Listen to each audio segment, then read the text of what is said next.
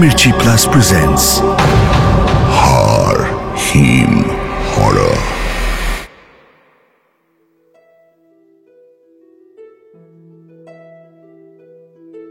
মালতীকে নির্মলের একটুও পছন্দ হয়নি।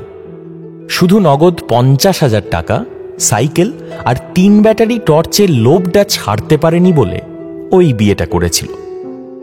ভালো না লাগার অনেক কারণ থাকলেও মুখ্য ওই গায়ের রং। মালতী শ্যামবর্ণ, মুখশ্রীও তথাকথিত সুন্দর নয়। নির্মলের তাই ওকে এক বর্ণও সহ্য হয় না। কথায় কথায় মুখ ঝামটা দেয়, আর এই মারধর তো লেগেই আছে। এমনকি মাঝে মধ্যে ঘর থেকে বার করে দিয়ে ছিটকিনি দিয়ে দেয়। অনেকবারই মালতীর গোটা রাত ঘরের সামনের রকে কেটেছে। কিন্তু এত সবের পরেও মালতী কিন্তু কোনোদিন কোনো প্রতিবাদ করেনি। মুখ বুজে সবকিছু সহ্য করে নিয়েছে। ওকে কোনোদিন কেউ 7 চড়ে রা কাটতে দেখেনি। এমনিতেই চাপা স্বভাবের মেয়ে মালতী। এসব অমানসিক অত্যাচার নিয়ে কারোর কাছে কোনোদিন কোনো অভিযোগও করে না।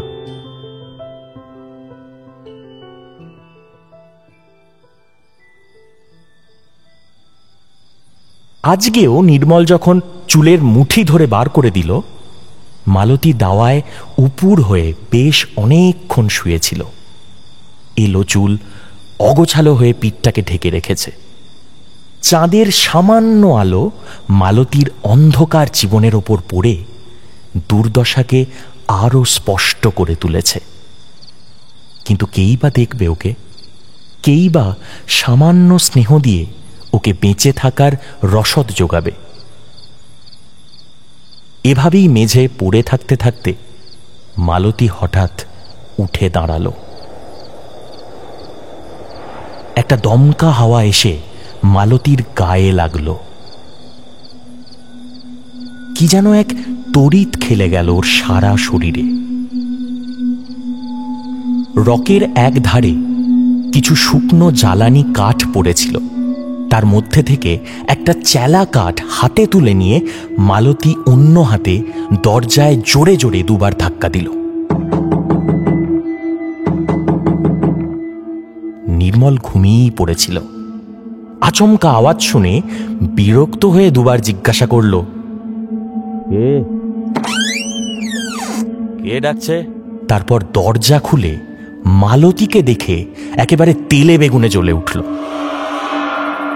আবার মারবে বলে ডান হাত সবেমাত্র তুলেছে কি তোলেনি, মালতী নির্মলের চুলের মুঠো ধরে চেলা কাঠ দিয়ে 2-4 ঘা দিয়ে দিল।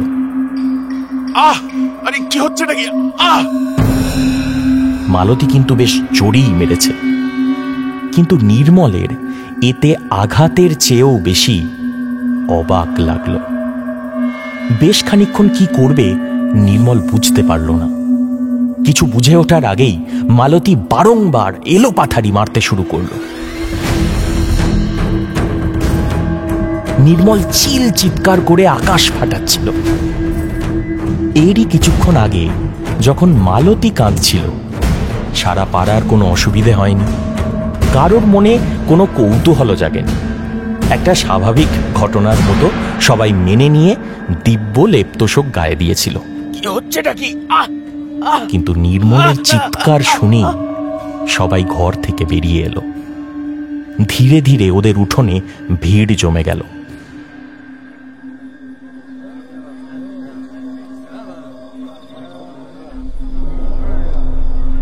একজন বলল, নির্মলের বউটাকে নির্ঘাত ভূতে ধরেছে।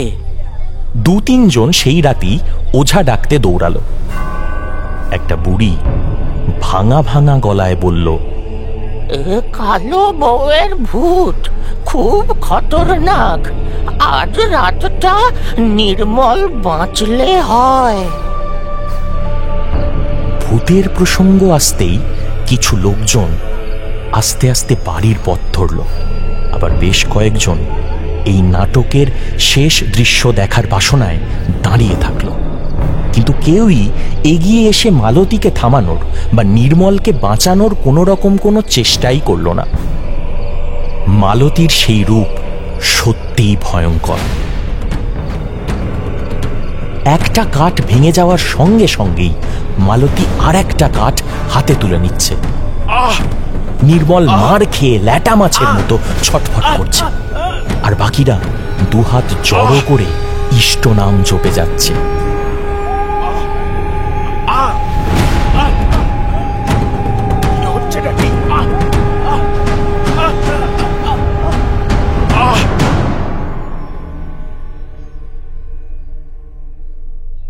এমন করে কতক্ষণ কেটে গেল, কারোরই কোনো খেয়াল নেই। পূবের আকাশে ধীরে ধীরে আলো দেখা গেল। সে আলো ক্রমশ স্পষ্ট হয়ে সূর্য উঠল। রকের এক কোণে শান্ত হয়ে বসে মালতীও কখন ঘুমিয়ে পড়েছে। নির্মল ব্যথার জায়গায় হাত বোলাতে বোলাতে মটকা মেরে পড়ে থাকল। ওঝা নিয়ে দুজন ফিরে এসে দেখল দর্শক আসন প্রায় শূন্য, যে যার বাড়ি ফিরে গেছে। দু একজন যারা আছে তারা ওই রোয়াকেই ঘুমোচ্ছে। নির্মলের চোখও ঘুমে ঢলে পড়ে যাচ্ছে, কিন্তু ব্যথার চোটে সে ঘুমোতে পারছে না। ওঝা এসে মালতীর চোখে জলের ঝাপটা দিল।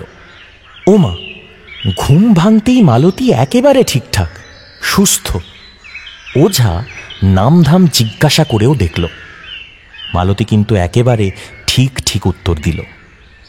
কাল রাতে যেন কিছু ঘটেইনি। ওঝা ফিরে যাবার সময় বলে গেল, ভূত ধরে থাকলেও ভোরের আগে সে ভূত ছেড়ে গেছে, আর ভয় নেই। এরপর বেশ অনেকগুলো দিন কেটে গেছে। নির্মলের সব ব্যথা সেরে গেলেও একটা পা পুরোপুরি ঠিক হয়ে ওঠেনি, এখনো খুঁড়িয়ে খুঁড়িয়ে হাঁটে। তবে মালতীর গায়ে আর কোনোদিনও হাত তোলেনি নির্মল। মালতীকে লোকজন ইনিয়ে বিনিয়ে সে রাতের কথা অনেক জিজ্ঞাসা করেছিল। তাকে তারপর থেকে মালতী কোনো সদুত্তর দিতে পারেনি।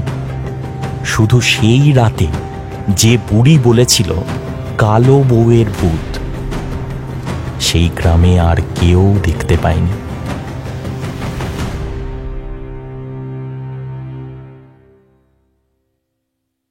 হারহিম হরর আপনারা শুনতে পারেন এক্সক্লুসিভলি মির্চি বাংলার ইউটিউব চ্যানেল এবং গানা অ্যাপে।